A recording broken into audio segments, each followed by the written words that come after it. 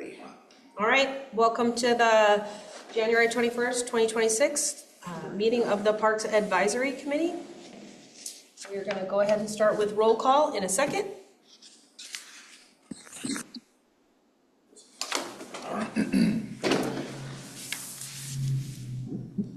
$7:04.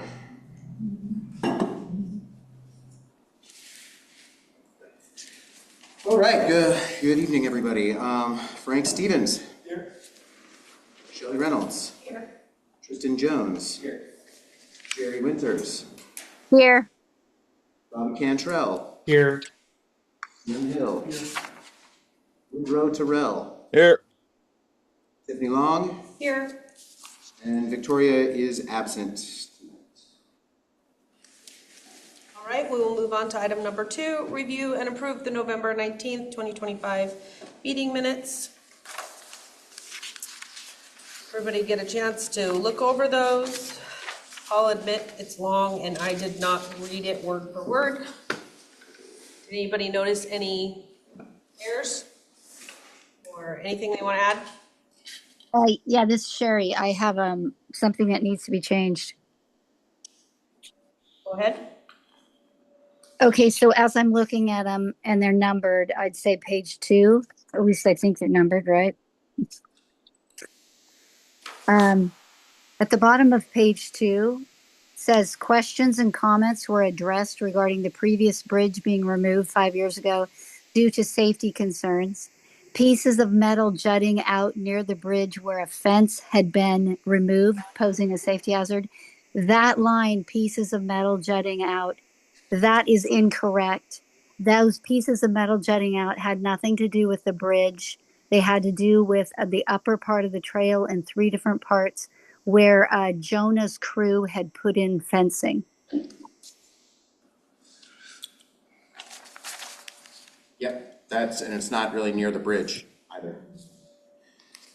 Good catch. And actually, that was a contractor who had put in the fencing at Jonah's order, not his crew. So. Anything else?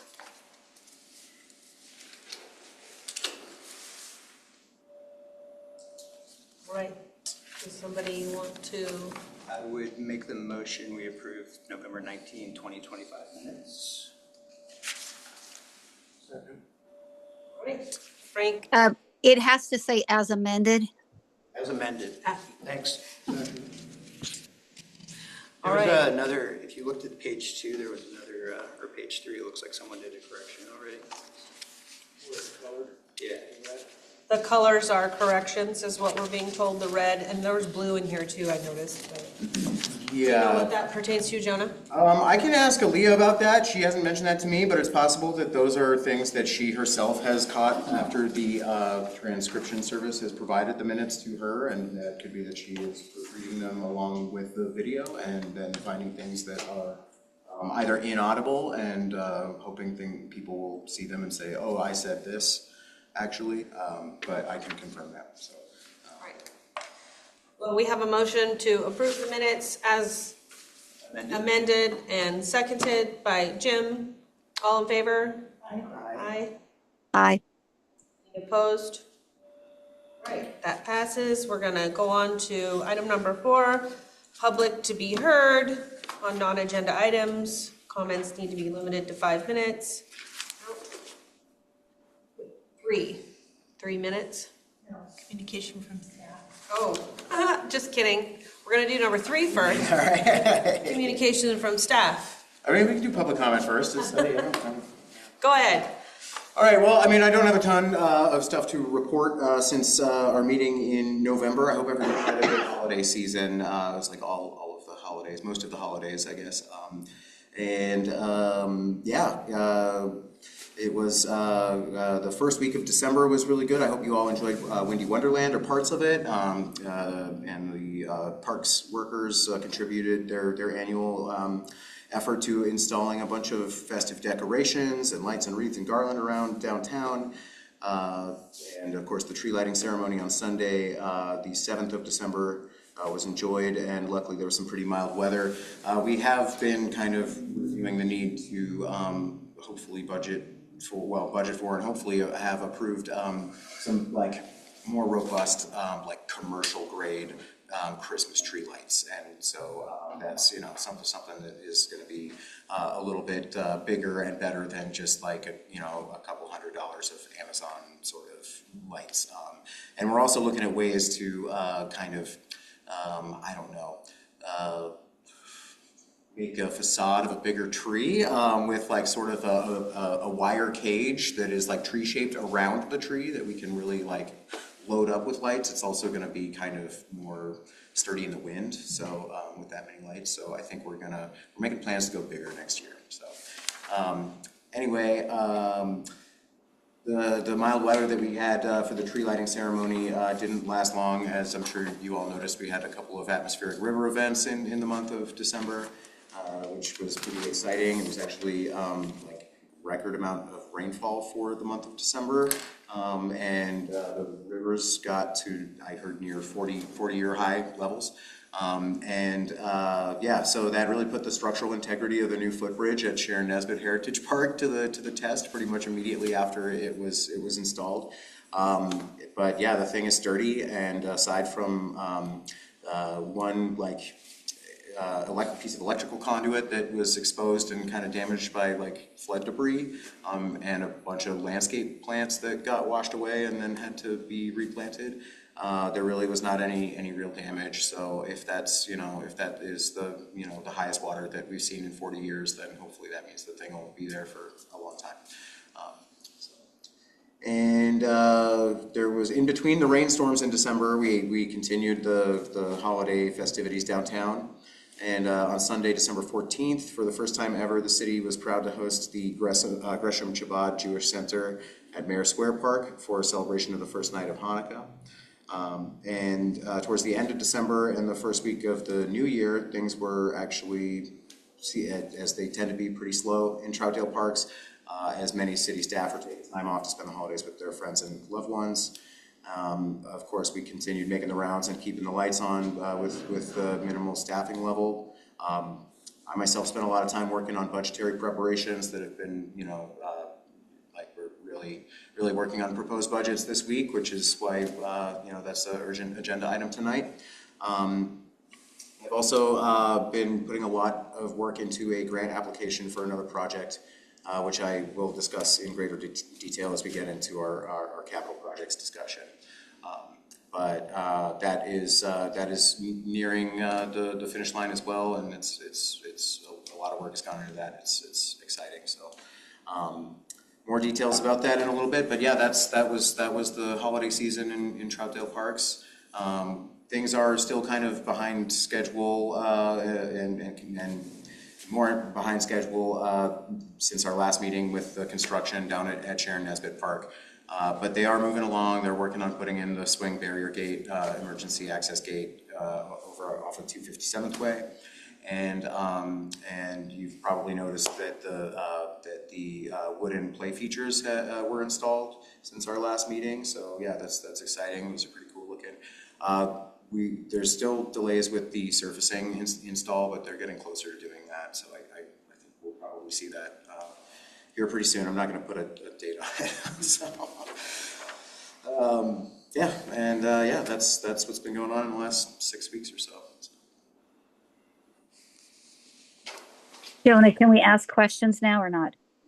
Yeah, I was just gonna say, does anybody have questions? We can start online. Sounds like Sherry does. Well, from the minutes in November, there had been a discussion regarding something with this bridge temporarily. How the railroad had temporarily closed because of a lack of protective, I don't know, screening or something. And so the trail was still closed in a spot. And then there was also something with a curve or something that needed to be lit up somehow that was dangerous for bicyclists. I'm trying to look here and find it quickly. That's correct. You're right about both of those. Okay, and it said that you were gonna check in on that, so do you have some follow-up on that? I don't, but how about this, once my budget is turned in on Friday, how about me and Frank go and take a look at this spot? I bet you know exactly where this danger spot is for the bikes, right? It's increasing too, because now there's new bollards there too. All right, yeah, we can get out. Those need Actually, that's for- repair on those as well. Sherry, that's for both of those questions. Is UP done? Right. And the other question is, what more do we need to do to the bridge? Is it done, or is anything else still needing to be done to it? Is it open, is the question really, officially? You know, last time I looked at the city website, they still had the banner up that said that it was closed, and. I'm still raising it on close, so. Yeah, I'm gonna say that that's the official policy, although I think people are utilizing it in an unsanctioned manner, so. Yeah, good question, Sherry. The sides are up, the side panels are up now, but there's still a couple panels missing on the top. So I think that's why it's still not officially open. The barriers are still, or they're there, but they're not blocking anything, except for the new ballards that they poured. We don't know what the new ballards, is that just to keep big vehicles off the bridge? Yeah, I mean, there's been considerable problems with vehicular access down there. I mean, you probably noticed in December that somebody went down there and cut donuts on the brand new grass, right? Like, I did not notice that, that's true. so, and really a lot of that was related to the homeless camp in Thousand Acres, which I think, some of that has been, reduced, I believe, or a lot of it has been reduced with that camp, now dissolved, so, in that location. So, so the bollards on the path are essentially to keep vehicles from being able to get in from the either the depot side or the 257 side. It's worth mentioning on the record right now that if anybody were to drive across that footbridge is not rated for the weight of a full-size car. All right, any more questions for staff communications in the room or online? Woodrow. Go ahead. So, the orange barriers on the south side are meant to contain water, make them heavy, and they do not have water in them, and so they are not very heavy. Right. And if one wanted to pick them up and move them around, they are quite easy to do so. Okay, well, I can mention that to the contractor. I mean, keep in mind, everyone, that the park is, while we did an opening, it is still under construction. It is still under contract with Colf Construction. The planning phases of the park are being managed by the project manager who's in the community development department. And once we do the final punch walk down there and they hand the keys over to Troutdale Parks, then all maintenance and service down there becomes the duty of the Troutdale Parks Division, right? But right now it is a contractor who is doing all of this. But I can pass that along to them. One thing I think would be good to pass along to them is with the nest. There are the way it is now, it's a flat plate on the bottom and water gathers in it. And I don't know if they're gonna put holes in it for water to drain, but it would be good if it had some holes in the bottom of that so the water will drain out. Because that's gonna make, if we end up putting hay in it, that will make the hay last longer if it's not full of water. The general response from parents About it? about hay sounded maybe okay during the dry months. Well, it's there now, so, yeah, we'll see how often we fill it with hay when it becomes your job to do so. But I think holes in the bottom of it would be wise. I don't know if that's part of I don't know if it. they're done with it either. I don't think they are either. I don't think, I would wait on the completion, because. Might be like a false wall. Yeah, because there's a lot of construction going on right now every day in this weather, which is amazing. I'm seeing guys out there. It is cold, and they're putting down the actual padding for the play areas. And So there is more stuff that's gonna go down. It's not gonna be like rocks or Yeah, anything so like it is. There's an underlayment, and yeah. Yeah, so there's a lot more construction going on, so don't think of it as stages. And I've been taking photos as I run by, so I've got the stages. Now, I'll be more than happy to show you the beginning and end when we get done. But just, yeah. It's smaller than I thought. I mean, it's, yeah. Anyway, I haven't seen any eagles in it. The nest? No. I guess that's something that we could consider doing with it. If nobody likes it, we could put it up on top of a pole and turn it into wildlife habitat. Game on. All right, if there's no other questions, we will move on for real to item number 4, which is the public to be heard. Comments need to be limited to 5 minutes per speaker, and we will start with the room. Nope, and online, I think it's just us. So we will move right on forward to item number 5, which is review the September 2025 Parks Advisory Committee discussion of renaming Troutdale streets that include the word Indian and make a recommendation to the Citizens Advisory Committee. Yes, so this agenda item was semi-urgent and was brought to you tonight at the request of Community Development Director Erica Palmer, who was reviewing the minutes of the September discussion in this committee, and I guess is wondering if this is something that needs to be moved forward through the proper channels and taken to council. And when I say the proper channels, really that's something that needs to come out of the Citizens Advisory Committee, not the Parks Advisory Committee. And so, but you may have noticed that in your meeting packet tonight, the excerpt from the September 2025 meeting where this discussion took place, you will see that that this suggestion originally was something that I myself mentioned, and I want to in full transparency and disclosure, make sure that that my own statements in the minutes are not being conflated as something that is a committee concern or desire.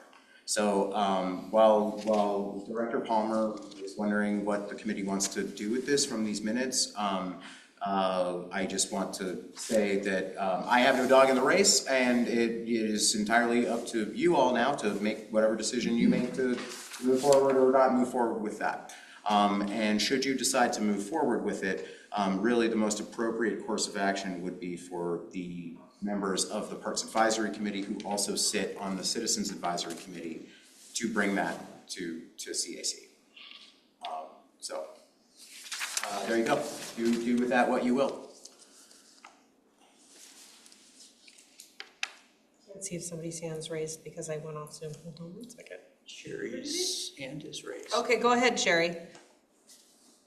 Okay, thank you. This might be slightly unpopular then.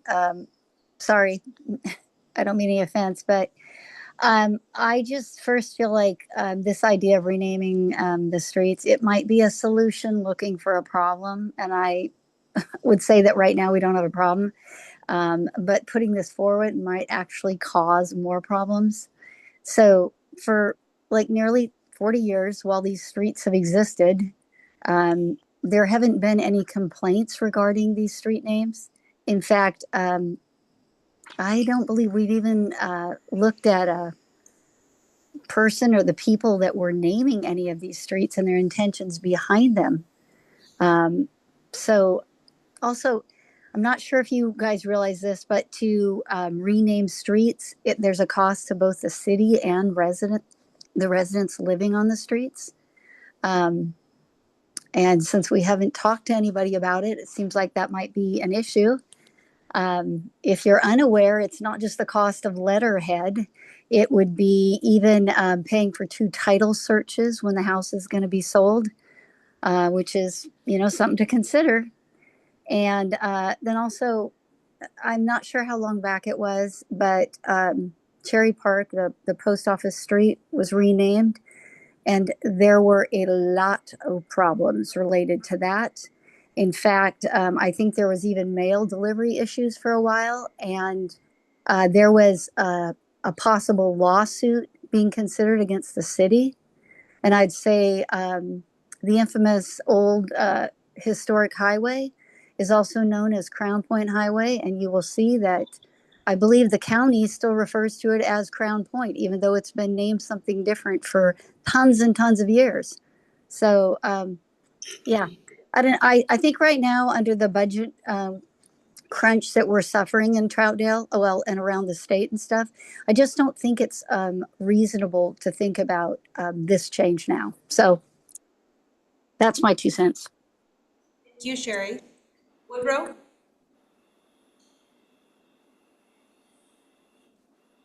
So my questions are more along the lines of what would it be changed to? So I know we talked about was it Indian Joe? Is that one? John, I believe. Indian John. Two And streets in then, Troutdale are Indian Mary and Indian John. all right. So I know Indian Mary, right? Isn't her last name Mary Tibbetts? So Yes, that was the impetus for the discussion as we were talking about needing a section of the Chow Trail, Mary Tibbetts Trail. yeah. So So that correction makes sense because I know her first and last names, but I'm not sure what the last name of Indian John was.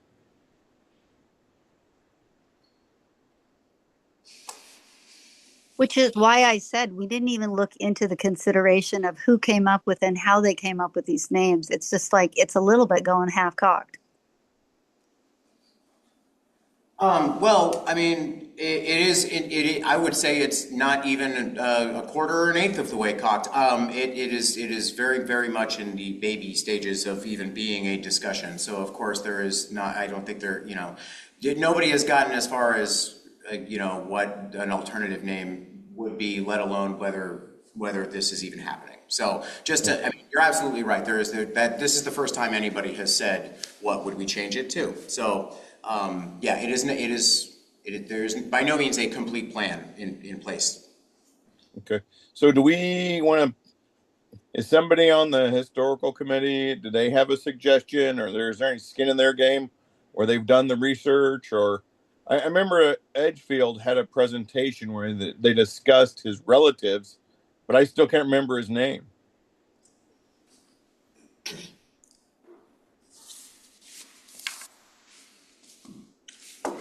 Okay, if I interject a little bit here. Yeah, that's what. Rather than discussing what we should name it to at this point, I think the beginning discussion should it be changed at all? Or rather, does this committee want to vote to present the question to CAC? That is all that is really being asked here. This is Jim. I don't think that has anything to do with us. And although it was discussed, I think that the comment was made in that previous meeting of what about other things? When the topic was raised, what about other things? But I don't know that that's within our purview, the other things such as streets and other. This is Tiffany. I would agree with Sherry at this point. Like, I think we should just leave it. Jim? I don't know that it's in our purview. And if anything, I would say you could talk to the chair of the other committee and let them know, or somehow let that other group that has more responsibility for things like this, let them consider it. And they may very well say, not an issue now, Sherry's point is valid. Did you guys see the post on Facebook with the car? They're doing a street signs. Does that have to do with, is that like stop signs? What kind of street? Do you know anything about that? Because they're like looking at the street signs right now. I don't think that has absolutely nothing to do with this question. I'm Okay. sure, but I will say though that just to come back to Woodrow's question, I do have some information here, and I apologize for not getting this into the packet for everybody's review. I'd be happy to read it out loud to the committee right now, just to answer Woodrow's question. This is a let's see. Here's a recommendation, and this is coming from Director Palmer, and again, my apologies to her for not having this in your packets. I will certainly email this out to all of you, and if this is something that those of you who sit on CAC want to consider even bringing up in that committee, then go for it. But in any case, I'm going to just read this report. This is the purpose of the report. This report provides historical background and community context supporting the recommendation to change the street name Indian John to Old John. The goal of this change is to reflect historical accuracy, show respect for Native individuals and communities, and align with modern naming standards that avoid outdated or racially identifying labels. Historical background on Old John. Old John, also known historically as Indian John, Old John Casino, and last of the Multnomas, was a well-known indigenous resident of the area during the 1800s through his death in 1893. He lived in a traditional plank house in the Columbia River bottomlands near the bottom of the Sandy River, an area known at the time as the Slough, located in what is now Park Rose. Old John supported himself through fishing, berry picking, farm labor, cattle tending, and most notably by tanning hides, a trade for which he was widely respected locally. Despite hardships, including the theft of his life savings in 1888, his neighbors valued him greatly and assisted him as he aged, even helping construct a new cedar plank house for him in the 1880s. In his final years, Old John suffered from severe illness and was taken to the Multnomah County Poor Farm, today the Edgefield, for care, where he passed away on March 24th, 1893. Despite his contributions to the community and the presence of his surviving daughter, Mary Tibbetts, and grandchildren in Troutdale, contemporary newspaper accounts reflected the prejudices of the area, often describing him in a dehumanizing or dismissive terms. Historic records indicate that friends and neighbors who knew him personally referred to him as Old John. The name Indian John was primarily used by those who did not know him and served to mark his race rather than his identity or person. Today, this label is widely recognized as outdated and disrespectful among indigenous communities, reducing an individual to an ethnic descriptor rather than acknowledging their humanity and their role in the community. I know this is a bit long-winded. The only reason that I'm going through reading this on the record is because I neglected to include this in your packet. So I just wanted to make sure that this, because Director Palmer put a lot of work into this, I want to make sure that this is included. So, changing the street name to cultural and community considerations. Changing the street name to, quote, Old John, honors the name by which he was respectfully known during his lifetime, removes an unnecessary racial qualifier, aligns with community values of inclusion and dignity, and preserves local history in a manner consistent with present-day standards. The intent is not to erase history, but to recognize Old John as a neighbor, community member, and historical figure deserving of respect, rather than as a racial label. Recommendation based on the historical evidence and cultural considerations outlined above, it is recommended that the street name be changed from Indian John to Old John.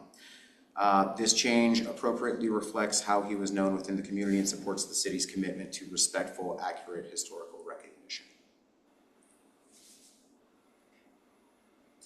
Tristan? I think that's really well written. I think if we have any parks names that are concerning, that sounds great for this committee. I just don't, I agree. I don't know how that really pertains to our committee.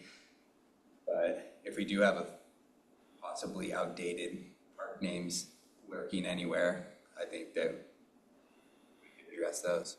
The last one. Yeah, so does anybody else have anything they want to add? Oh, Woodrow's got his hand up again. Do you want Go, Woodrow. Hey, so we're gonna, the request is renaming Indian John to Old John and Indian Mary to Mary Tibbetts.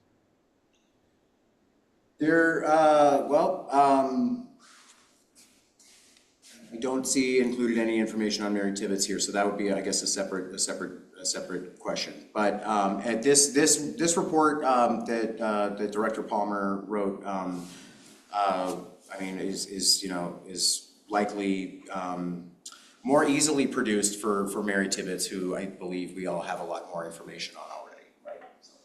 Yeah.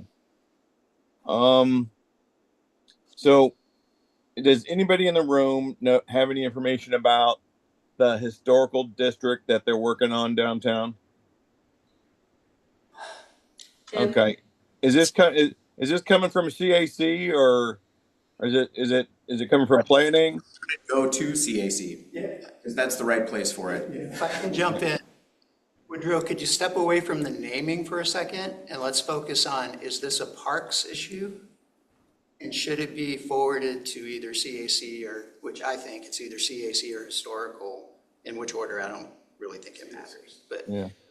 But is it a derogatory name in today's standards? Yes. Are we the purview to review that? No, I don't think so. If it was Indian John Park, I would have an issue with that, for sure. And that would be our debate. This isn't the forum for that. So I would recommend, and I would make the motion that we recommend, to move it to firstly the Historic Landmarks Commission to gather the facts and then pass it on to CAC, or else you're gonna end up with CAC going, basically, we don't know, can we get the facts on it? I second that motion. Okay, sorry, so No motion. I want to make sure I write that down correctly. So the motion is to forward this issue. I would make I am making the motion to make the recommendation to forward the question of two streets, we don't do streets and parks. Is it two streets? There's more than two. There's a court too. Okay, so review the naming of streets, which is out of our purview, to the Historic Landmarks Commission for factual fact gathering. And then go from there to CAC for public comment, which is the community involvement part. And I'm not even counting, you guys know, street naming, it involves a lot of staff time too. So all the stuff that deals with legal, all the stuff that deals with staff, all the stuff, I mean, this is a process, it's not. Yeah, and I want to chime in on this. It doesn't come back to parks. No.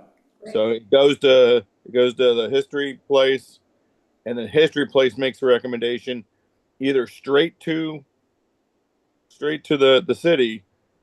I don't even think it needs to go to CAC if it's not coming from a citizens group.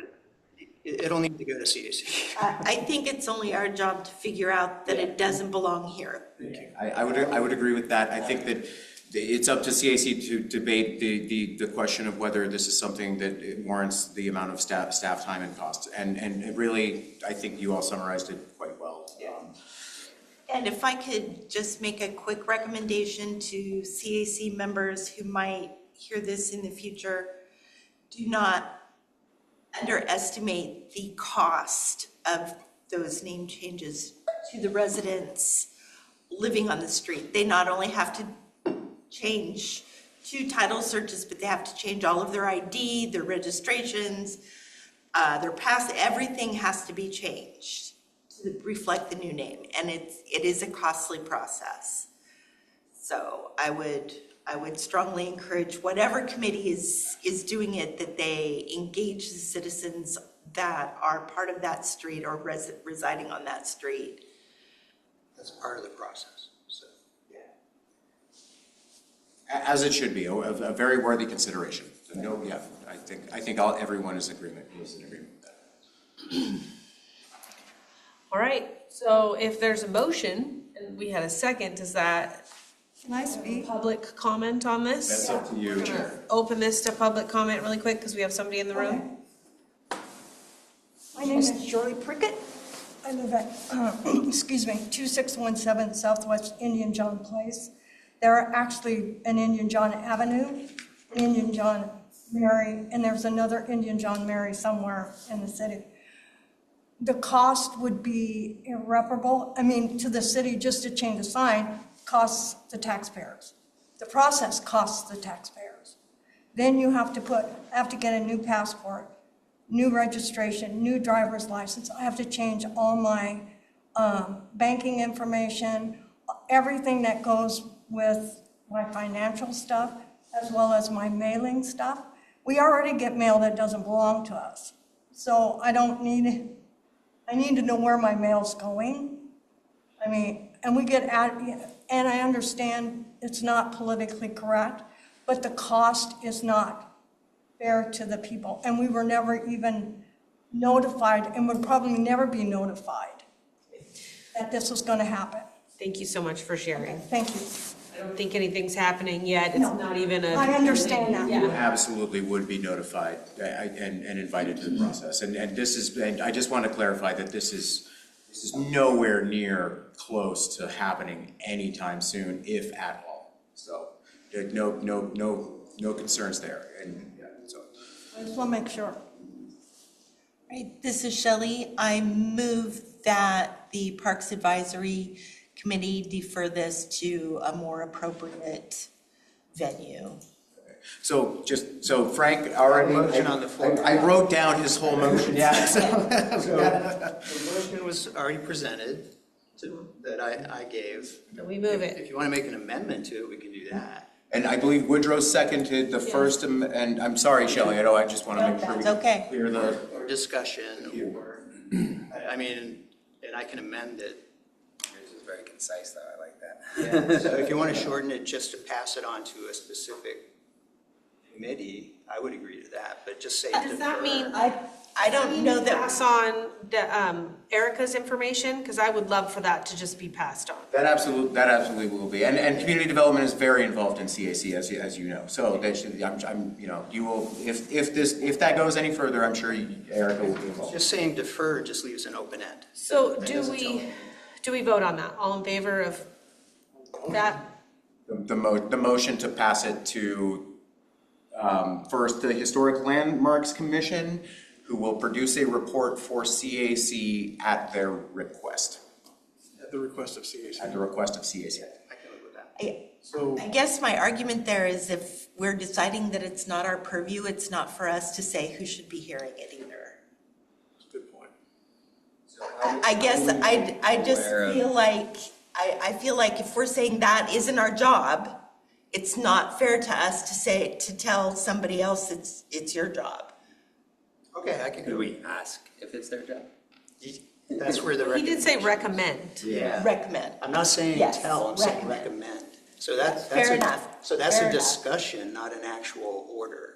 Correct. So I'm not telling them they have to do anything. What I'm Gotcha. asking them is to review the material at hand That and then we make a recommend. decision. So the Fair motion enough. on the floor is that we're passing this off to I would historical recommend, yeah. landmarks Yeah, start with the guys with the facts. and recommend that they look into it. Yeah, and then if they feel it has value to push, that's not my call. Yeah. Yeah. All in favor? Aye. Any opposed? Nay. I didn't hear Robbie or Woodrow on that. Oh, sorry. I think I was muted. I said yay. Yay. Okay. All right, we are going to move on All right. to item number 6. Provide committee input and guidance to staff on parks capital projects to be proposed in the 2026-27 fiscal year budget. All right, the moment that you have all been waiting for, we're gonna talk about budget stuff. And, and we don't have to spend a ton of time talking about the budget situation. We all know what the budget situation is. I think that we all know that, there are lots of, projects, improvements, expansions, and things of that nature that many Troutdale residents and a bunch of Troutdale staff would like to see happening on not just in parks but on the entire general fund side of things. This year it is going to be an uphill battle to get any of it approved.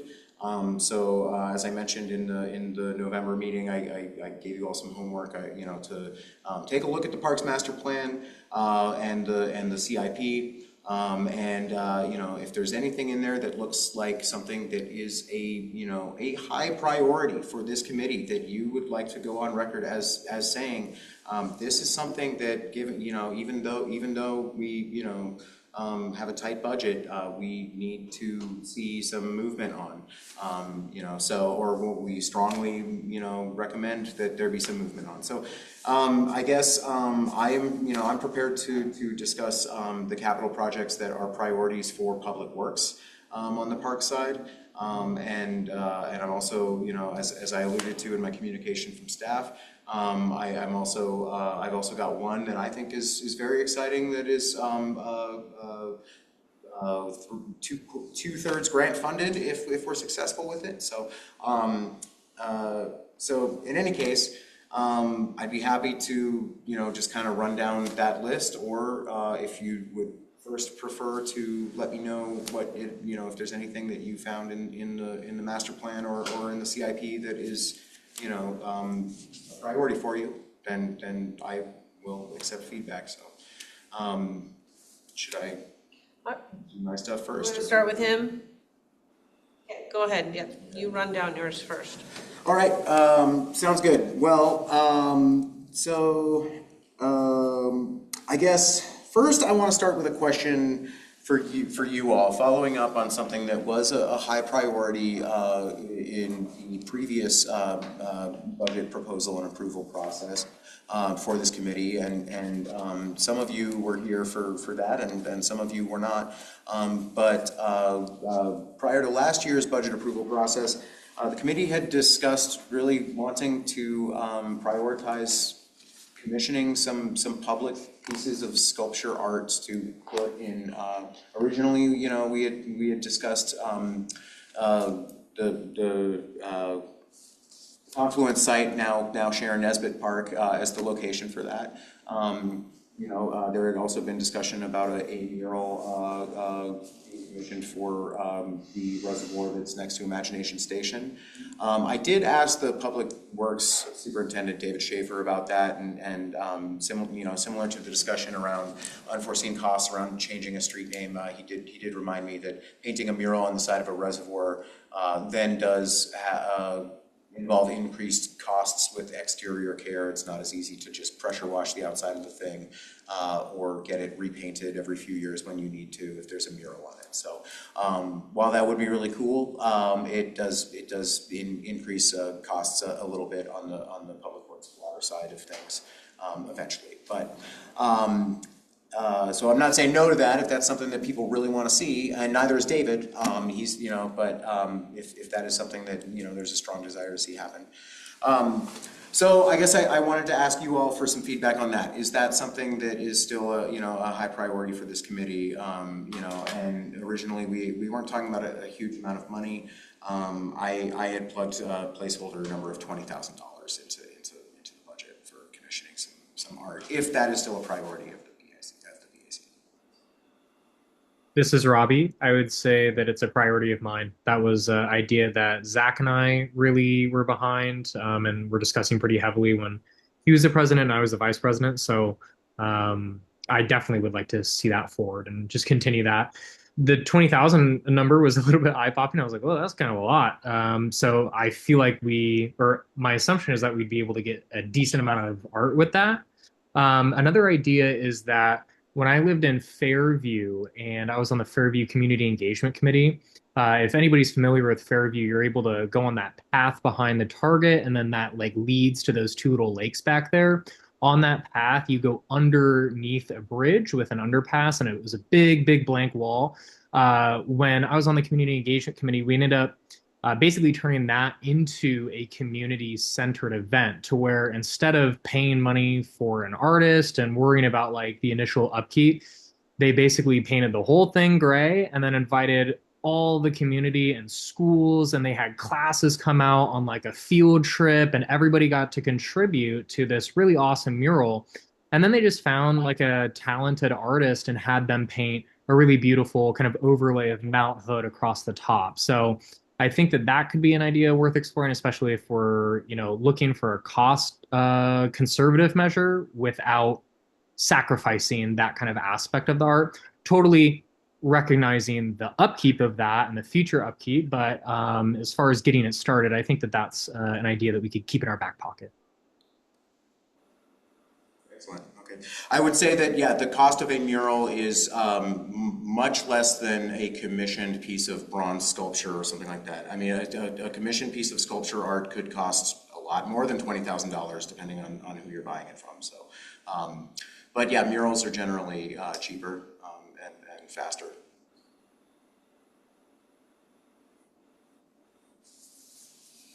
Does anybody else have anything they'd like to add on the art topic? That was at Columbia Park.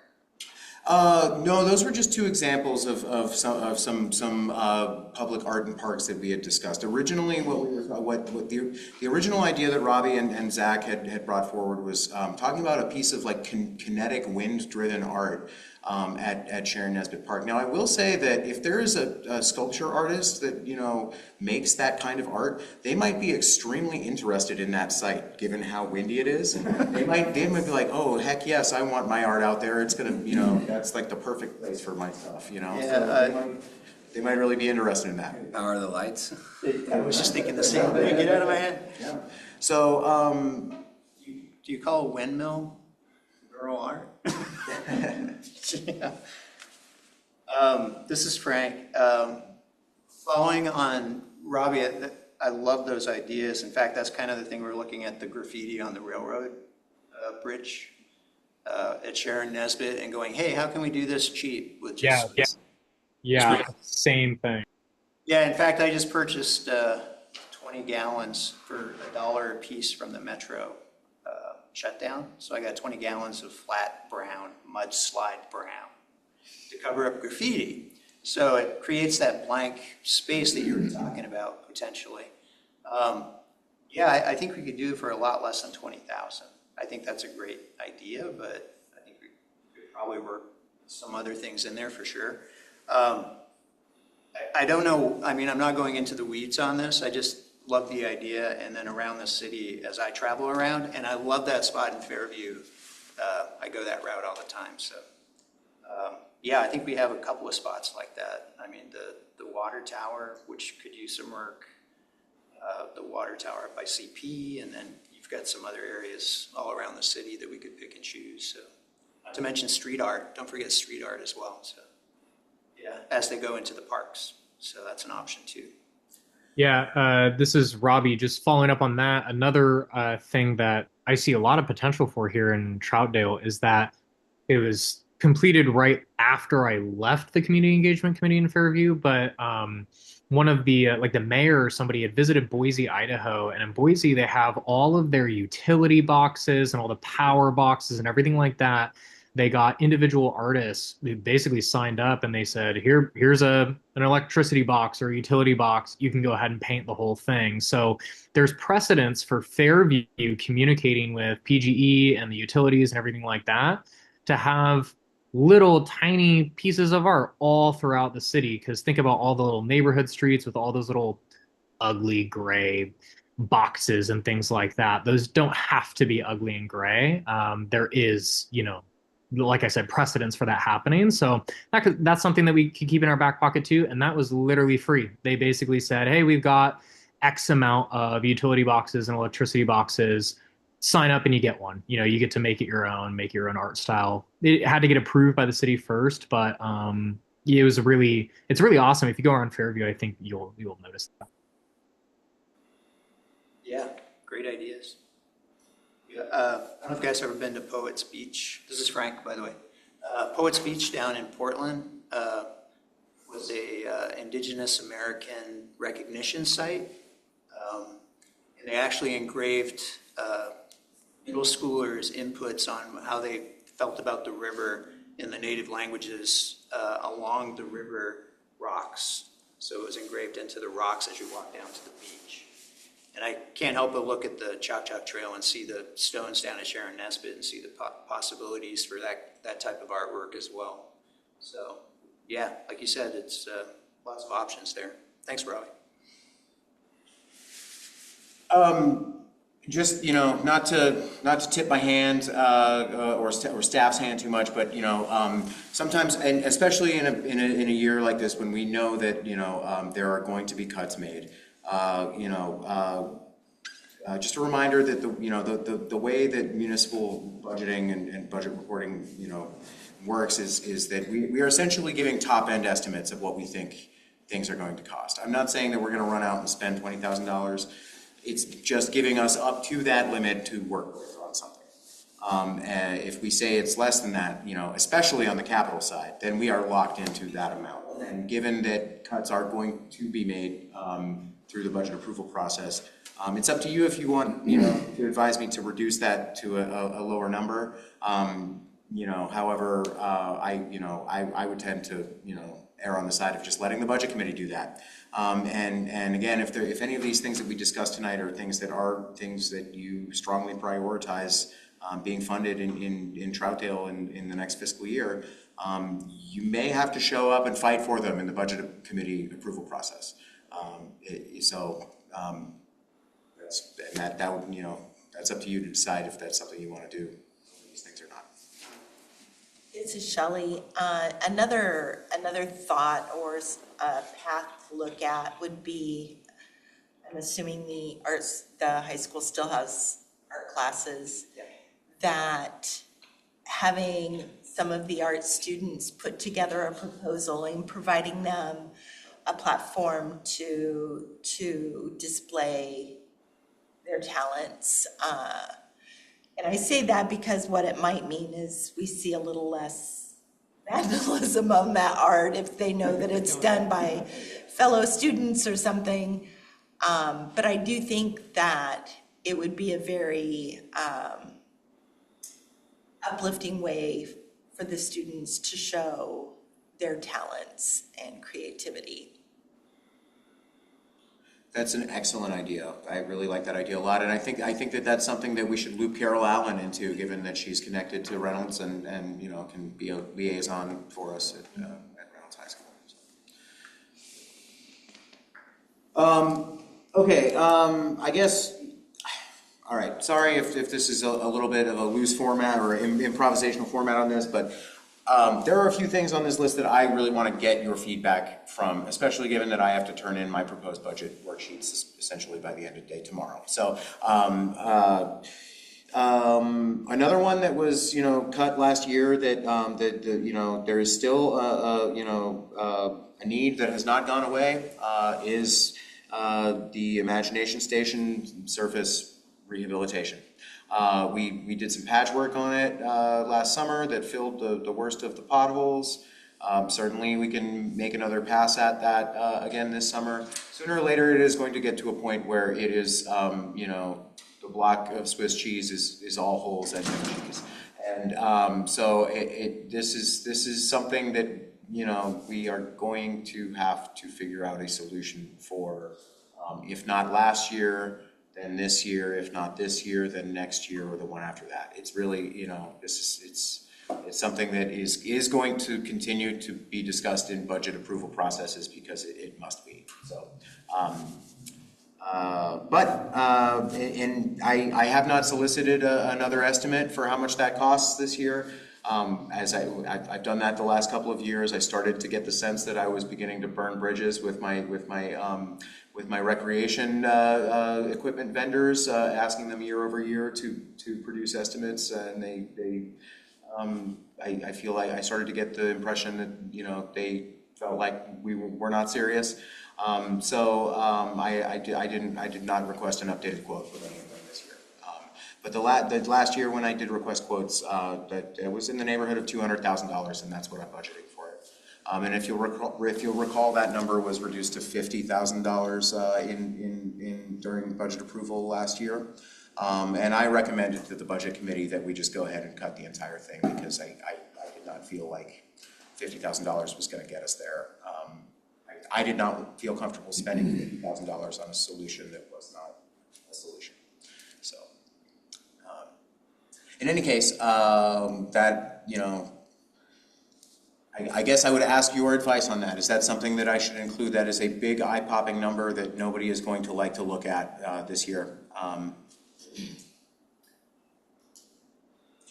guess I'd kind of like to hear your whole list and then find out where my priorities are. It's hard to know because the next thing could be something I'm really excited about. Sure. There's some on the list. Like for example, I'm not going to discuss our equipment needs. That's something that if we need a truck, that is coming from the recommendation of the Public Works fleet mechanic. That's not really something that I feel like I would tell him, no, we don't need a truck. And again, I mean, I know that we are heading into a tough budget year.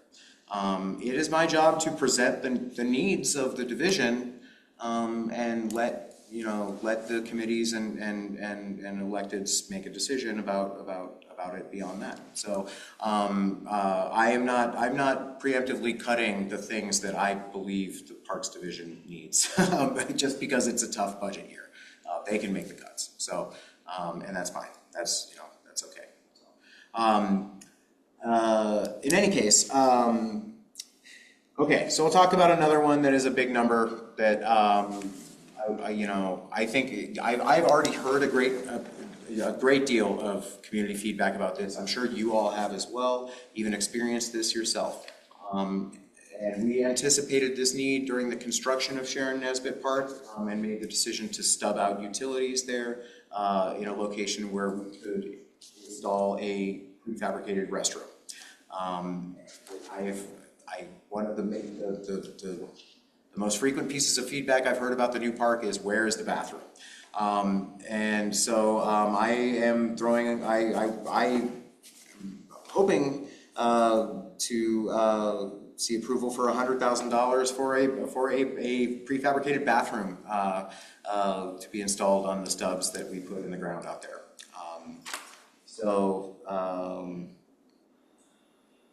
Yeah, if you guys want to just make your list and then you can kind of give your ranked priorities back to me at the end, that's totally fine. It's a good way to do it. So, and that quote comes from I don't know if you've seen the Portland Loo.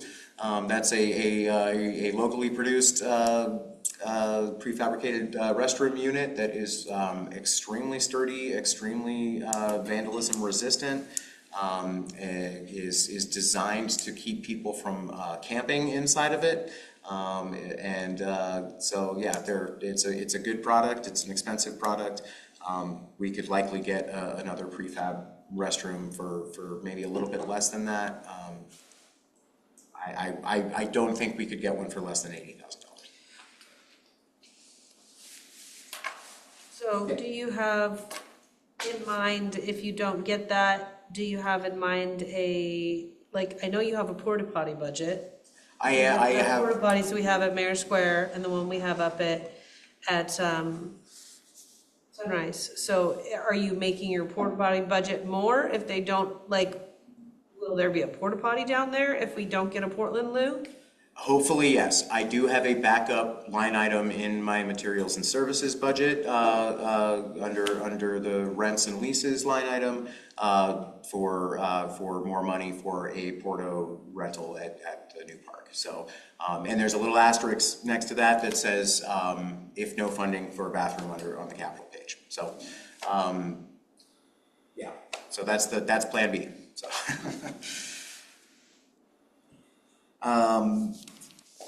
Okay. Now, I guess a couple of them that there's a couple of things that all of you will see in the department proposed budget, and any of you listening who are on the budget committee, or any of you in the room who may be on the budget committee, you will see some line items related to material staging processing station. That is a shared costs and shared facility between all three divisions of Public Works. Parks is only budgeting 10% of the project. This is at all of our facilities. I'm sure you've heard about the need to expand the offices at the wastewater plant. I'm sure you may have heard about the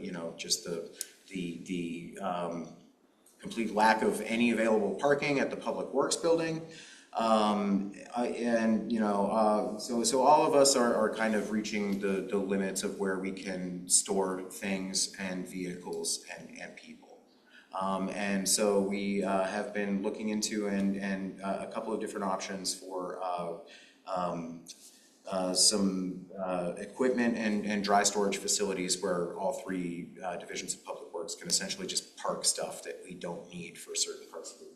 Park our snowplow equipment, park our, and pallets of salt, get stuff out of the way, or even, and now we're essentially talking about making it a location for winter storm response, so that, that is where everything is for that, right?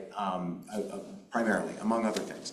Those projects are a high priority for Public Works. I certainly hope that anybody involved in the budgetary process considers that. Some of that cost burden needs to go to general fund, as parks and facilities will be using that facility. But most of the cost is shouldered by the revenue accounts under the other branches of Public Works. So.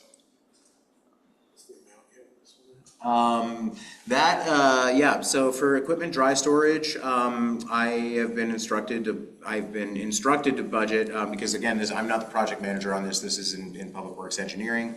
$90,000 for equipment dry storage, and $35,000 for materials staging processing station. Now, that's not construction. This is design. It's just the design. This is design. It's design phase this year. Yeah. So it is expensive, but we are running out of room to put all this stuff that we need to do our various jobs. So in any case, if that happens to be scrutinized in budget approval, I'm sure you will be hearing a lot from Public Works Director Holton about that one. Those amounts, this is Shelley, those amounts, are those just parks share? Those are the park share. Yeah, that is just the park share of 10% of the overall. 10% of the overall project.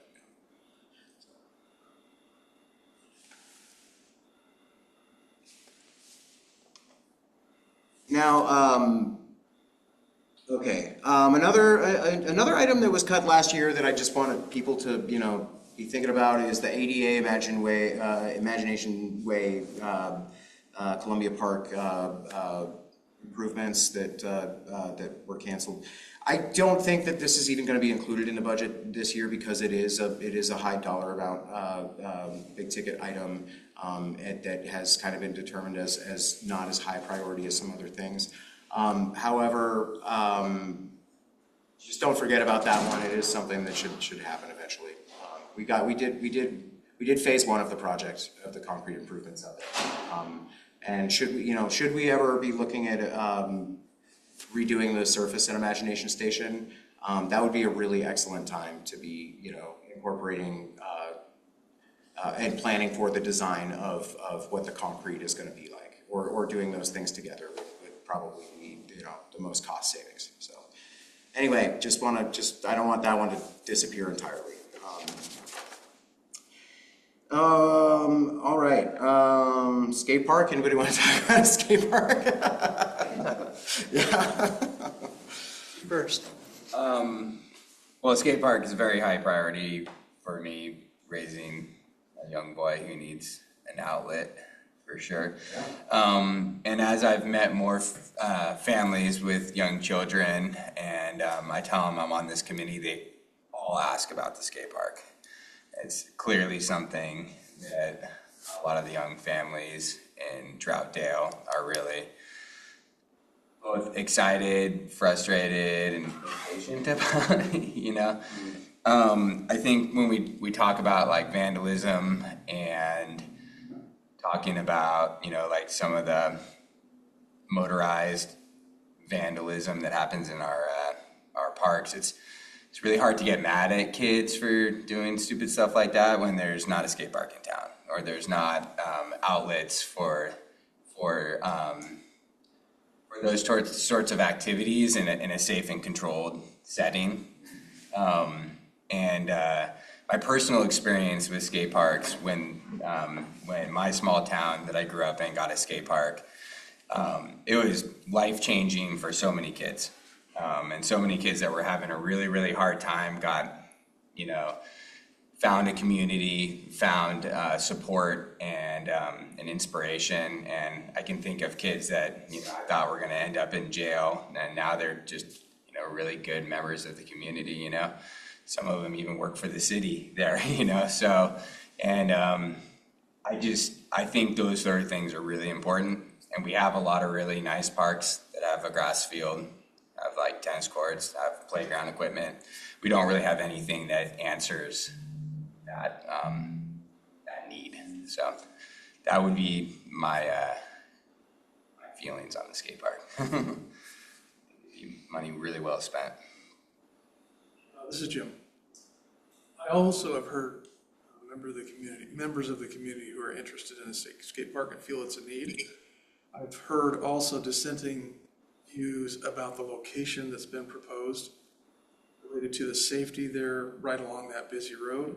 And also the compression of activities in that particular area, lack of parking adequate for all the activities happening and that sort of thing. So it seems like there's a general feeling, at least with the people that I've spoken to, that it would be a nice addition to the community if it were in a better sited.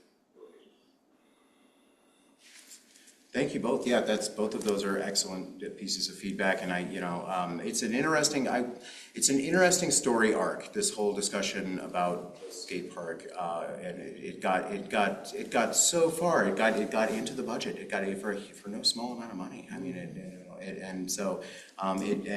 I did meet recently with a gentleman who was very, who spoke with the committee members over many years about the skate park project, and I said the exact same thing to him. Tyler Cole. Sorry, I was just blanking on his name. I'm sorry, Tyler, if you listen to this.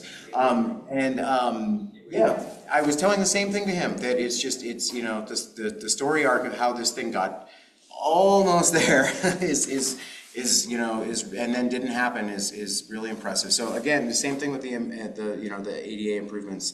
I personally, I hope that this doesn't just completely just fizzle out. I completely also see the challenges of having something like that in Columbia Park.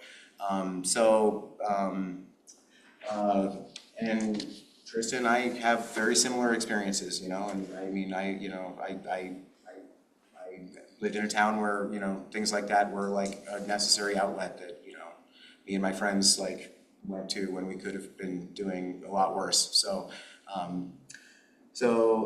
that is really good feedback. And I will say it's unlikely that the skate park is going to be included in the budget. And I'm talking about these things because these are big deal projects that, I mean, the skate park is in the master plan. It's in the CIP. It's something that the city has talked about for a long time. So design is complete, right? Everything's ready to go. I believe so, yeah. I mean, now that would have to change with the site, with the change of location, right? And so there is some sunken cost that has already happened with this, with the decision to cancel this budget allocation last year. What's that they say about sunken cost fallacy? I don't know. Maybe that goes the other way. That's when that's quit while you're ahead, right? So never mind this. But in any case, it is something that I think that a lot of people still want to see happen, if not at Columbia Park, then somewhere.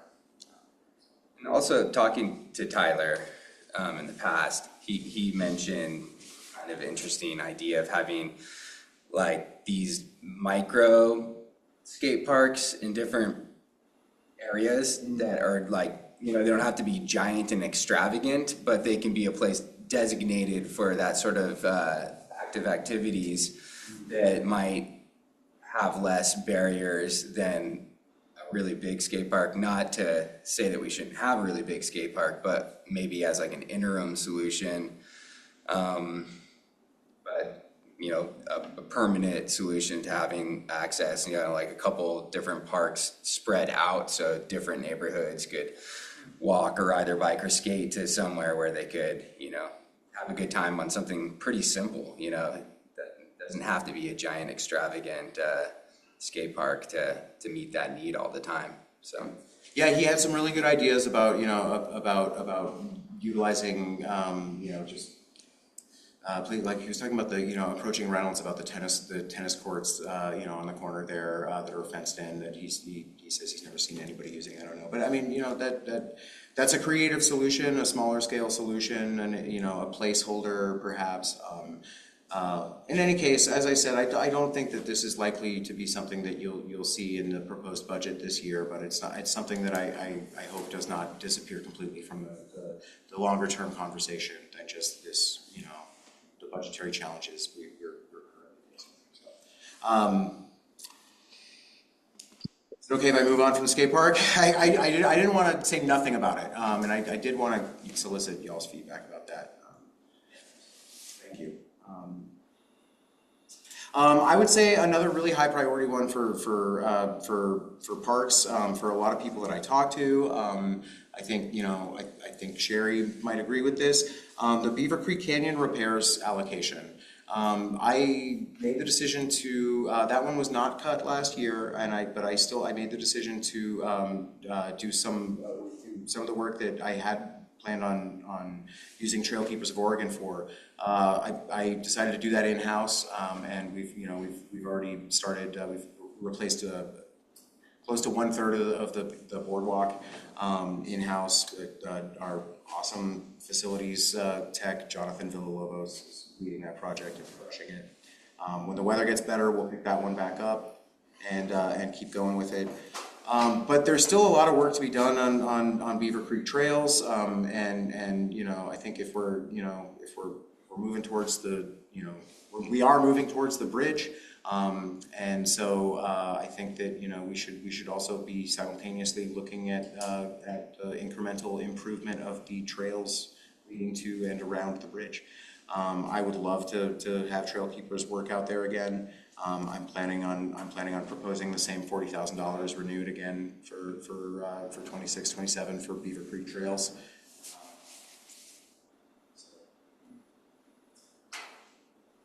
And yeah, I would say last but not least, and this is the one that I was speaking about earlier, and this is gonna, I'm happy to discuss the plan surrounding this in as much detail as any. What time is it? 8:15 for the next 45 minutes or longer, I guess, if you want. But so the last one that's a new allocation that I was talking about that is hopefully going to be 2/3 grant funded would be trails improvements, rehabilitation, invasive plant removal, and forest floor rehab at Helen Althouse Park. And this is something that I have been pursuing the Metro Nature and Neighborhoods Capital Grant, and I have been spending a lot of time trying to recruit community partners, various nonprofit groups, governmental organizations, and private companies to back us with, and we have built a pretty, I think, a pretty strong roster of community partners at this point. I've already gotten, at the pre-application level, I've already gotten a commitment from Trail Keepers of Oregon on the project, and Bob Kolf of Kolf Construction is planning on donating some materials, yeah, so. I also have some in-kind services that have been donated by Mosaic Ecology for scoping the invasive plant removal portion of the project, which is going to be a huge undertaking, but Mosaic is that's what they do. I also have the East Multnomah Soil and Water Conservation District with sort of a unconfirmed loose commitment to the project. So, we could be doing a lot of work out there. Really, I think that kind of the limiting factor, the bottleneck on what the scale and scope of this project can be is going to be what Troutdale Budget Committee is willing to commit to, because Metro funds projects under this grant at up to 2/3 match. So in my mind, I kind of feel like it might be hard to ask them to approve more than $50,000, meaning that the scope of the project is a total of $150,000. Now, looking at the CIP and looking at the Parks Master Plan, there is a lot of discussion around trails improvement loosely, not necessarily at Helen Althouse Park. One thing that is in both of those documents, though, is the desire to add a shelter structure at Helen Althouse. So I've also approached Bremick Construction, who just finished this building right here, and did get a loose verbal commitment to support the project. I have not gotten that in writing, but they have expressed interest. And you know, with more community partners on the private side, especially ones you know, with the the capital of Bremick, that you know, it's entirely possible that we could see a shelter added to the scope of this project. So in any case, that's I know that money is tight, but in this particular case, with a successful pre-app, that my colleagues in community development have been helping me with over the last week. I was trying to do this one by myself, and then I got into budget time last week, and I'm like, I really need some help. Please help me. So thank you, Bill and Erica, for all your help on it. But in this particular case, even though the budget is tight, you know, we could potentially get triple our money here. And also, I think that the woods out there are really worth protecting and preserving. So anyway, that's that. Personally, for me, that's one I put a lot of work into and is a high priority for me. So, you know, we'll see what you all in the budget committee say about it. So, and Metro too, I guess.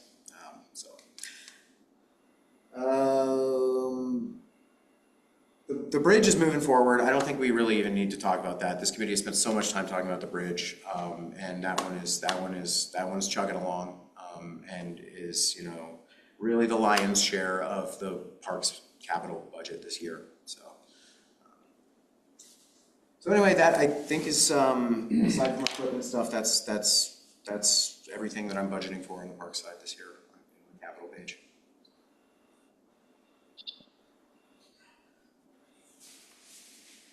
We don't have name tags, and I keep forgetting Jim. It's Jim. We do have name tags, I'm sorry. They're just not out, so. I know we're not in adding projects to the list mode. That's cool. We can do that too. One thing that I think might be helpful to the humans in the dog park is a inclement weather shelter. Could be simple as a bus stop. Just the wind and the rain there makes it very uncomfortable. I think that would be a welcome addition. When I look at the list, I have to kind of go, well, if things can't be done, we should perhaps consider leaning towards things that are safety related and liability related, like liability reduction for the city. There's at least several on the list that would be in that range. Anybody else? Sherry? Okay, yeah, I'd have to agree sort of with what Jim was lining up with. I might even be coming at this a little harder because I'm really concerned about any big request for this budget or anything unnecessary. Honestly, we might want to do a lot of great stuff, but the city does not have the budget. It can't support it.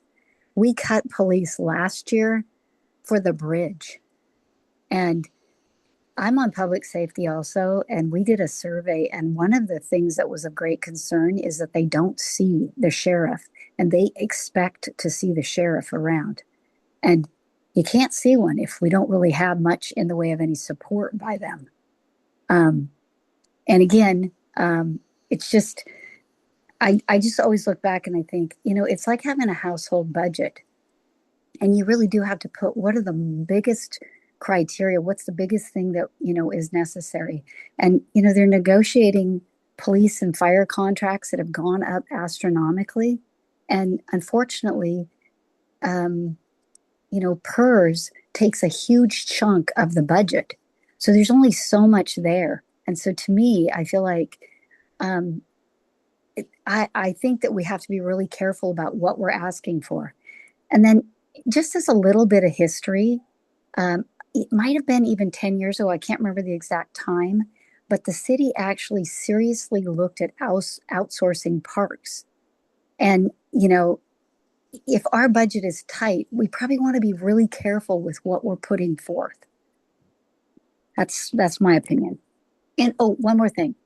And regarding the Beaver Creek Canyon and trails, and yes, Jonah, I want to see stuff happen, but I don't want to see any waste of money on the east side while there'll be trucks and everything else going down there building bridge, building the bridge. I don't want to see anything wasted on stuff that's just going to get wiped out by trucks going down there or however that stuff is getting down there. I just don't want to see anything just be like a waste. We put something in and then it ends up getting jacked up by those. So anyway, that's my 2 cents.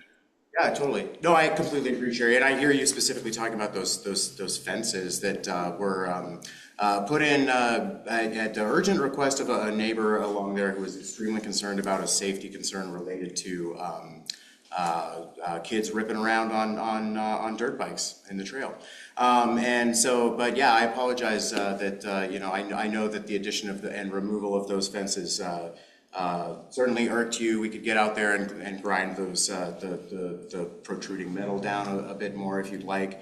The reason that we left those out is because actually we need to weld sleeves onto them so that we can reinstall them later, but we could just scrap them completely. And certainly, yeah, it's nobody's goal to waste money on any level. And yes, PERS is an expensive thing for every municipality and government organization in the state. So you're absolutely right. Yeah, and when I was, the thing about what was installed, and again, I understand the purpose for it, but I also could see that it was more permanent. And the way that area is accessed with a vehicle is that way and that way only.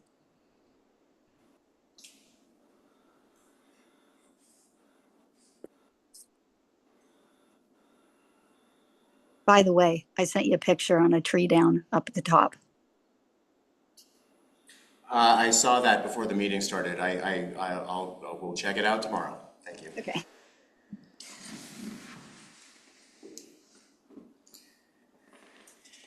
This is Shelley on the prefab bathroom for the Sharon Nisbet Park. Is that an immediate need?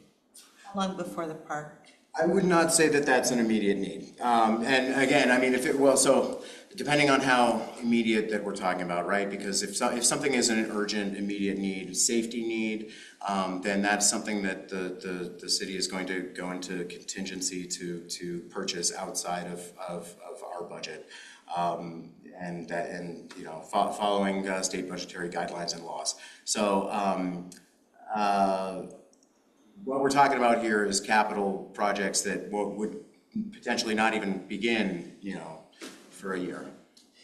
I guess what I'd like to see there is us to make do on that project so that we can get that surface rehab thought about. I think the surface rehab is something that could eventually cost the city money if children are hurt. It's going to cost us money every year to patch it. I mean, 5 years and we probably paid for it already just in patching, right? I guess I'd like to see that as a higher priority, and then the bathroom following that. I think for the project that you're wanting, Jonah, if they're willing to do the 50K and we can get that 2/3, I mean, great. I mean, it's free money, and if we have to pay $50,000 to get 150,000 or 100,000 more, I think that's money well spent. Potentially more than that if private partners are contributing either in-kind services, materials, or so. But if we're looking at city money only, I think that resurfacing that Imagination Station, again, I'd like to throw out there that park is used by so many towns. I used to drive over from Southeast Portland to bring my girls to that park, to ask for help from some of our neighboring cities on that, I think is a reasonable request. I know they're gonna say no, but I think it's a request that Well, you know, certainly we have looked at grant funding opportunities to help us with that. The difficulty there is that for the most part, and this grant is a little bit different. And part of the reason why I'm focusing so heavily on Helen Althouse Park for this grant rather than trying to focus on Beaver Creek Canyon is that, you know, the socioeconomic demographics surrounding Helen Althouse Park are much more qualifying for this Metro grant than those surrounding Beaver Creek Canyon. And so in that regard, grant criteria, you know, oftentimes specify, this one does not, but they oftentimes specify that it needs to be for new projects, new improvements, additions to the city's list of assets and capital portfolio. And so it's been incredibly difficult for us to find grant opportunities to help us with improvement and maintenance of an existing asset. It's something that we continue to look for, but and I agree with you about the liability aspect and then that being a priority. I can just see that becoming a lawsuit, especially if, you know, you're talking about children being injured. It's an important caution to take. It's an important caution to take, and it makes, I mean, even if it's something that the budget committee wants to say no to, I would prefer to be on the record every year as asking for it and expressing the need.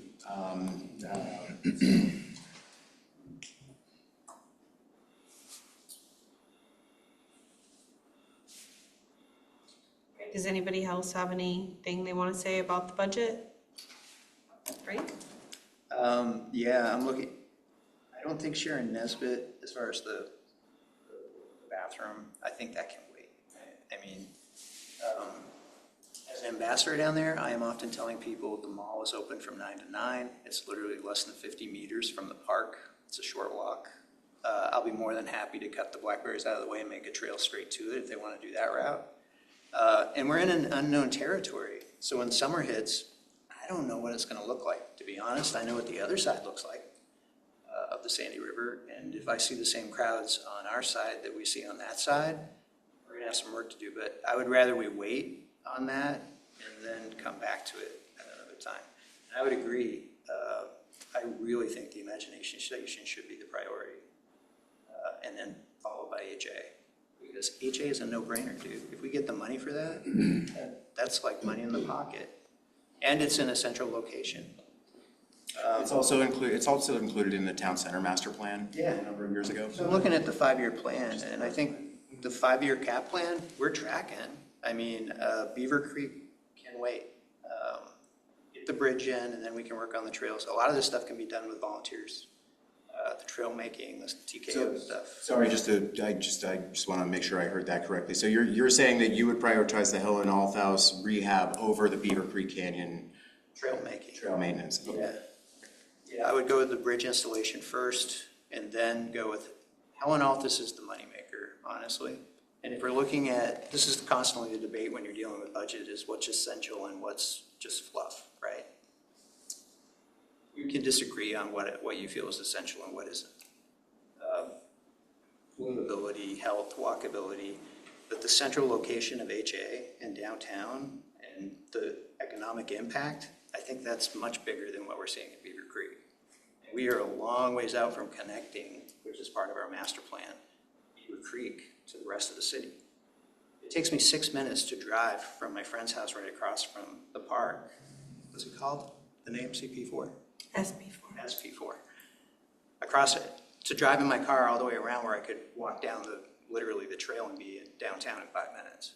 So it takes me short, that distance hasn't been figured out yet. So we got a lot of work to do on that side. And if I were to prioritize it from a timeline standpoint, yeah, I gotta agree with the safety aspect. And then HA is safe routes to school, guys. I'm looking at the kids that are gonna be coming out of these apartments that are coming out of the apartments already up there. We've got 2 sets of apartment buildings. We don't have a crossing yet.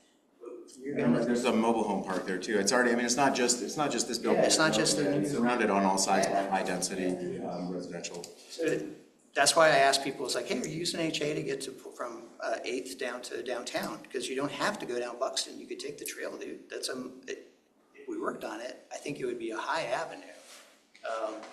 Yeah, so I would put those as the priorities. Skate park's high on my list, but I think we need to approach that from a bottom-up standpoint and start with this small stuff until we can get other support structures in place. That's where other grants, and then figure out a location as well. So, yeah, skate park's really high on my list, as well as biking, beginner mountain biking. We can talk more about that. But all of those are action items I think we could add to the Parks Committee. Does that make sense? Yeah, definitely. Yeah, and I mean, that is, you know, the longer term forecasting and planning beyond the current budgetary situation. And that's a good way to get some of these things that, you know, that are seeming to sort of fall by the wayside as we, you know, figure out how to pay for everything in the current environment. It's a good way to sort of crystallize some of that stuff into longer term plans. I mean, there's something in the parks plan about, I made a note of this earlier, about, you know, there's an action item for, you know, something that this committee should really do.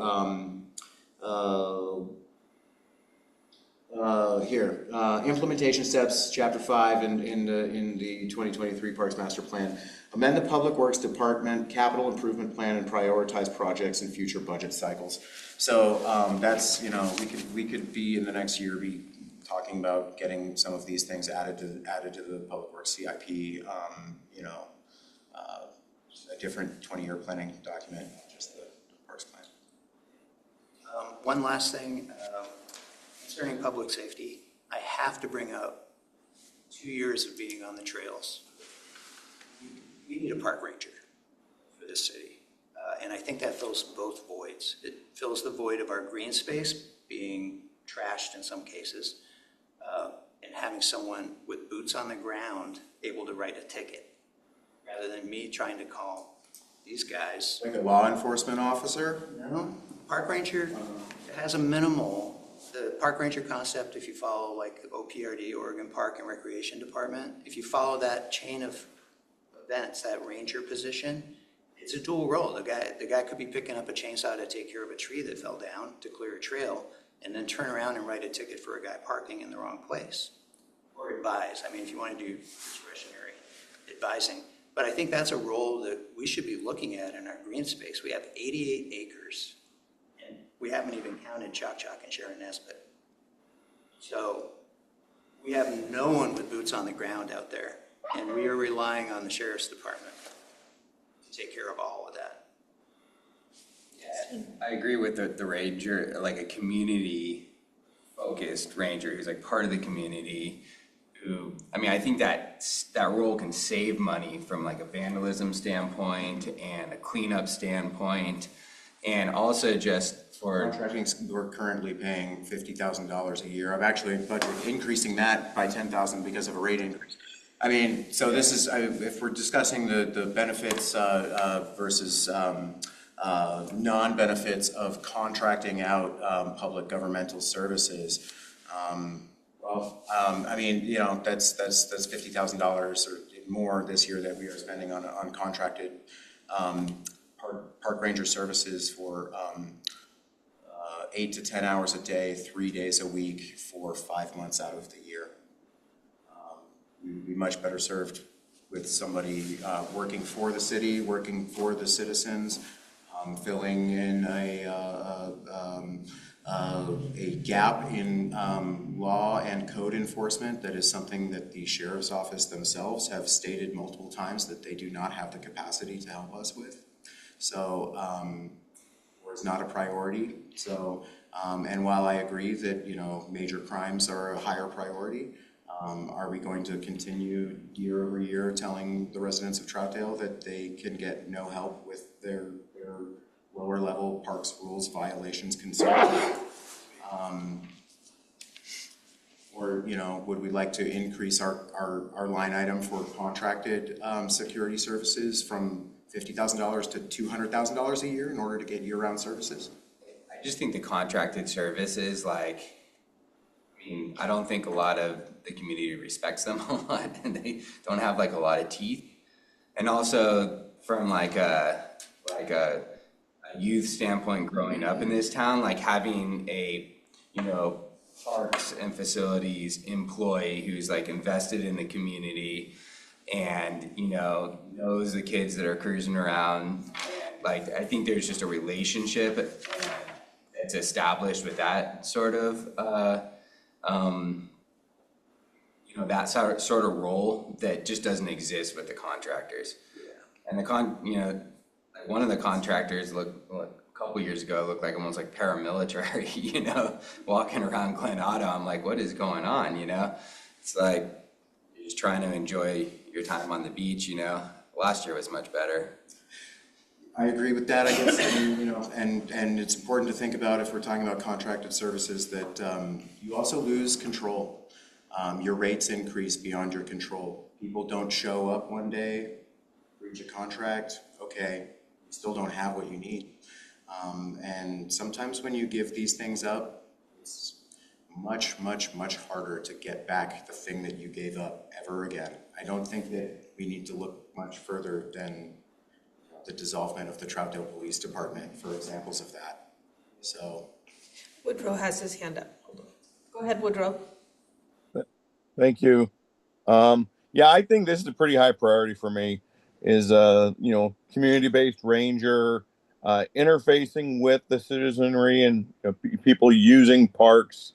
I really think that this is, you know, boots on the ground, has the look and feel of our community, and has our best interests and interests of our children in mind. You know, not just that we're giving someone a paycheck. You know, we're really, you know, helping the youth get engaged and do things in our parks and point them in the right direction. Yeah, I think this is a high priority for me. Well, I'll tell you that it's a high priority for City Manager Mike Weston as well, and it's something that he's already you know, working on and paying close attention to. So, and it's not just a paycheck. I mean, I'll let you know. You know, people who work in public service do it because they care about public service. It's the paycheck is pretty good, but you can get a better paycheck in a lot of other jobs. So, you know, we do it because we care and because we actually love it. So, and I agree, that's the kind of person that you want to be doing, you want to have doing, you know, those sorts of actions in your parks. Shelley, did you want to say something? Yeah, this is Shelley. I would actually liken that position to when my kids were in high school, this school resource officer. Somebody who plays a mentor role, an educational role, an enforcement role, an authority role for not just the kids, but the kids' parents. Sorry, your son was doing donuts in the park, you know. And it's a lot less confrontative when it's done by somebody that's a part of the community as opposed to a contractor in fatigues. And, That's it right there. There it is, right there. Yep. The other thing I want to make sure is that 10%, if the budget is approved for the other departments for that 10%, 90K and 35K, I think it's only right that it be approved for the parks as well, and that be as high as priority for parks as it is. You guys got to be able to work every day, and It makes it more efficient. it does, Yeah. and it's better for us if we have our winterizing equipment there.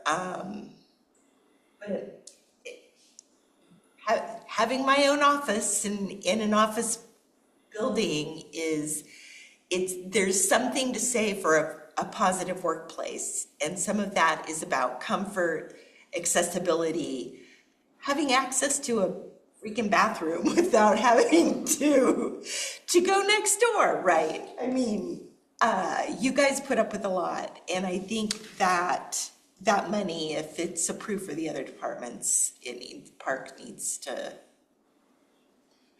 I mean, I would say that it's honestly maybe a higher priority for public works, streets and water than it is for parks. I mean, we can make do. Certainly it would be nice to have more space to store some things, and it would make it a lot easier and more efficient for us to be able to roll out and do the jobs that we need to do at various times of year. But thank you, yeah, and that is, it's a shame that we really need to, question it, but I completely understand the situation that we're up against this year. I fully expect many of these things to be removed from the budget, and that's okay. In my mind, the city of Troutdale is going to get through this tough period together, and we're going to figure out a creative solution, and in the long run, it'll be better. So, but we have to, last year was tough, this year will be tough, maybe next year will be tough, but I think there's positive change on the way. And this is Tristan again. I think also with like maybe the nice to have stuff, like stuff that we all want, obviously he's going to take backseat to some of the safety stuff that just has to get done and the things that make sense. But I think like we were talking about with the art, like getting creative, like it can be really cool and not that expensive. And then like Frank mentioned with volunteer, like, pulling ivy, like you don't have to be that skilled to do that. People hate ivy. Yeah. Like people will show up, like especially if we had some, you had like Sugar Pine offer a free sandwich to a volunteer group, and they could go down to Glen Otto, they could get all that ivy out in a couple of days, We did that down at Riverview Natural area, and I think 20 people. It's amazing how much we were able to get done. So if we could create like work parties to get some of these tasks maybe off of your guys' crew, just have somebody supervising and maybe providing some tools or stuff like that. I think I'd be really into seeing how we could get the community involved and invested in the parks and have some ownership over it, because that makes the parks better when I did that, and Absolutely. good. Yeah, I mean, one place that would actually be better suited to volunteer ivy pulling and air gapping would be the Columbia Woods around the dog park. It's flat ground. There's a bathroom right there. Helen Althouse, I feel like I really want to involve Mosaic Ecology in this, because they're not. There's a lot going on. It's what they do. They do land rehabilitation. They're not just out there backpack spraying. They do herbicide treatments, but they're also doing replanting. They are very attuned to rehabilitation of especially riparian habitats. In some ways, Helen Althouse Park is kind of like that. It originally was called Watershed Park. That was the city's original water supply down at the bottom of 4th Street right there. So it's that's why that fence exists. Exactly. There. Yeah. I'm hoping to scrap that fence, actually. I mean, it's not doing anything. It's part of this plan. I'm hoping to have that cut out, and we'll grind the stumps all the way down, I promise, Sherry. So there's a really nice grassy area right on the other side. Yeah, we could expand trails through that whole part of the park. Yeah, there's a lot to it.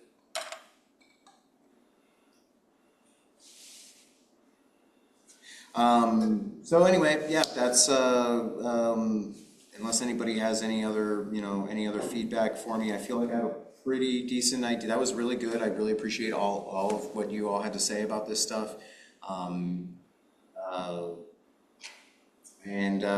Yeah, we'll get through budget approval together, and we'll make some good stuff happen one way or another, in Troutdale Parks this year. So Budget meeting? It's April. I can find the dates here for you for the first one. I can send them out to you if you'd like to. It's a ways out. Yeah. It's a ways out. All right, so if there's no other comments, we'll move on to the next item, which is committee concerns, initiatives, future agenda items, and closing comments. Start online. You want to go first, Woodrow? Sure.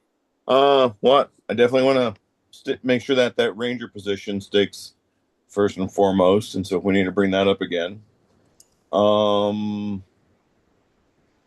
know with talking about HA, how can we take bicyclists from Chalk under the railroad, and it seems like it's a pretty easy deal to get them from that end of downtown to HA Park, right? And then where do we route them to? I don't. That's something we can talk about later, I guess. Don't keep them on Buxton, but is there another way, a safe way to get them to go to the next park after that? Let's see. The Beaver Creek Park and I think there was a blurb or something about the weed plan for Beaver Creek. I want to make sure we don't forget about that. The weed, like the noxious weed control, the weed plan for Beaver Creek? Yeah, I thought there was. I saw in on one of the multitude of pieces of paper I got that there was supposed to be a weed plan submitted for Beaver Creek prior to some grant funding. Doesn't ring a bell, but I will definitely look into it. I know that I know that East Multnomah Soil and Water Conservation District does a lot of weed control stuff in Beaver Creek. I attend the meetings, I can ask. Yeah, my question is it just for the west side of Beaver Creek near Casa de Woodrow, or is it going to be also on the Woodrow side of Beaver Creek? Between Railroad and Glen Auto. How'd you fare with all the floodwaters?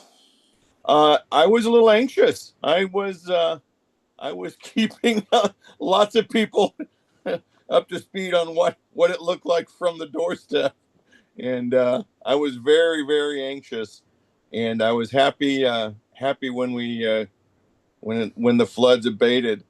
I teased Jim I was going to start building an ark in his driveway, and so it was a little it was very, very educational. So the wind is crazy down through here right now. It is. I had my tripod set up for the aurora photos overnight, and it just kept getting blown over. I mean, it was just so miserable, windy. But yeah, and that's all I can think of right now off the top of my head. Thank you, Woodrow. Sherry? I can't think of anything. Shelley? Nothing for me. Thank you. Happy New Year, everyone. Frank? Do we have a list of action items? We do, and there's some that we have to circle back to. Certainly, the community garden is one that if you're asking me now what I think should go on the agenda, we can go around. But I'm just saying, do we have is going to be a follow up before the spring? We have to talk about that again. Okay. I think next meeting, review the action item list and maybe come up with some ideas between now and then. I would like to bring in Tyler Cole. the skate park. I think he and his cohort have some great bottom-up ideas that don't cost us anything, and we should be helping them out as much as we can for sure. But that's their project, so Nick, I think, is the other guy's name. So, yeah, but they got some great ideas, and it's really bottom-up. Highly cost-effective stuff that could start the seeds for the, And I just went out to Sandy and checked out the new Cedar Park. Oh my gosh. It was, World class. there wasn't any kid over my knee, honestly. They were all like munchkin like yours. They were all like this, it was like a birthday party for everyone under 5. So you could not park there. It was literally, the parking lot was full. You should charge parking. That's a great idea. Anyway, and then all of the streets were full next to it, and it's nowhere near a school, which was amazing. I mean, it's way down at the end of Sandy, town. So anyway, I haven't checked it out. I want to go look at that. yeah, just and they were like wicked nice too. I mean, the kids were like moving their bikes out of the way and saying please and thank you. And it was cool. So yeah, this whole philosophy of skateboarding is associated with some 1990s movies and grunge rock. I think we're past that. So, or at least I hope we are. It's a basketball court. Yeah. So, Different kids. yeah, great meeting. I think we covered a lot of topics. I think we got to show up for the budget for sure. And like you said, I think it's like a marathon and we're taking little bites for sure. So, hand it off to the next younger crew. Thanks. Tristan? Thanks for listening to me talk. I think I've talked enough, but yeah. Jim? Yeah, I think next meeting would be good to talk about the garden. Yeah, like you say, it's gonna be planting time soon. And that's all I have. My meeting with Michael did not happen in December, unfortunately. And I won't say anything else about it, other than I guess I have to schedule another one with him. And so, but I will certainly do that before the February meeting.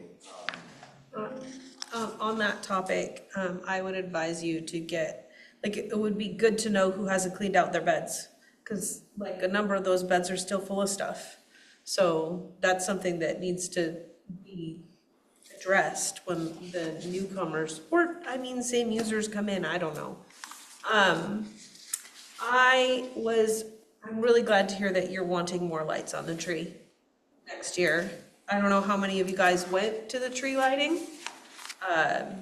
It was packed, and when the tree lights came on, there was a couple behind me that was cackling. And it was like an audible, like everybody wanted to be excited, but then everybody was like, oh. So it would be really good to blow people away next year. I know Frank has talked about, it would be really cool to light up the bridge next year under the railroad and do some cool decorating along the path. We're gonna do a fake out next year. So there's gonna be the lackluster lights. We'll turn them on. It'll be like, oh, and then it'll be like, whoa, crazy. Goes away with some bright lights. I got to, Vacation all over again. Never had to. Like a little dynamite. it's such a small tree, I feel like every single branch should be You know what? If like we it's could on fire with lights. It can't be that hard to, No, we have to overdo it because the tree is it's Small. It's our tree. It's it's not the best tree, but it's ours, and so but yeah, because it's small, we have to go bigger. I say we make the lights dim in Portland. That would be awesome. I was able to volunteer my time and got to work directly with a lot of your crew setting up all the stuff for Windy Wonderland and the Troutdale House, and so it was fun to meet all of them and learn their names. I enjoyed working right alongside with Skylar, the new parks guy that you guys hired for. He's the one that's at Sunrise all the time. So great people. There's been a lot of wind damage at Sunrise. Not damage necessarily. We lost our bulletin board. The door is on the ground. It's no longer attached. Because I think that the lock got broken, and I saw it open one day, and so I used a tomato, like a tomato marker, because it was on the ground, and I shoved it in the bottom, and that kept it closed. But it didn't fare well with the wind, and so now it's just on the ground and broken again. And all of my notes and things that are on the board are somewhere else. No longer here, they were blown away. So that's gonna need to be repaired. The lower waste receptacle, the metal lid that goes on that one is gone. Okay. And so And then all of the garbage can lids were blown off and one garbage can is blown over. It's no longer standing anymore, because I think it had been repaired with wood. So I don't know, when we're talking about budgets, I know we have the big belly cans. Like, is it possible to get those put in at Sunrise? We're working on that. That was something that fell by the wayside with some staffing issues last year. That was a project that was like, hey, what's going on with that man? Hey, what's going on with that So man? you've got, So, I but think now that it's- one was jerry rigged with like wood and stuff, and it Yeah. definitely got ripped off. So The the big belly lower, bins are problematic too. The reason we have those is that those were all grant funded. I don't know, that was like the environment, Ryan Lagura got us all of those for free. So free's a good price, so those are the bins we got. But yeah, they are coming to Sunrise. And that was a major oversight not installing the bulletin board door so that it Goes the other way. yeah, it needs to open. library one west too, but side. somebody added a little chain to the library, so that one's still on. Like, it's got a little chain so it holds it closed. Oh. So I don't know, the lock, the lock I think got messed with again. And so the door wasn't staying closed and now it's on the ground. So that's broken. But I had a question for you about, it got brought up at the city council meeting, the bathrooms at Columbia Park. Yes, yeah. So what are the hours with those, or? I almost started talking about this when we were discussing the park ranger issue. Because essentially, currently with, currently parks is scoped for maintenance operations only. And really not even that. I mean, you see it in your parks master plan that we are understaffed, to take care of the stuff that we have just on a basic level. And so so when we start to see repeated vandalism incidents, especially at like what was happening in Columbia right around the week of New Year's, where they were just hitting it every day. And when parks workers are taking some time, well-deserved time off during the holidays, and I'm running a skeleton crew, there's a decision made to leave the bathrooms locked as a vandalism deterrent for about a week. And unfortunately that a lot of people didn't like that, and we got a lot of complaints about it, understandably. But we simply didn't have, especially if it's happening after 4 p.m. when everybody's gone home for the day, does that warrant emergency callback and overtime hours paid at emergency rates for me to call somebody back in, after hours to deal with that? So really that's something that that is something that I have asked, and this is actually something that I've been so busy with budget stuff that I have not followed up on this yet, but I do really want to talk to Shelley about that because she was discussing the bathrooms in the city council meeting, and ask her to liaison with Reynolds and ask for some support, because it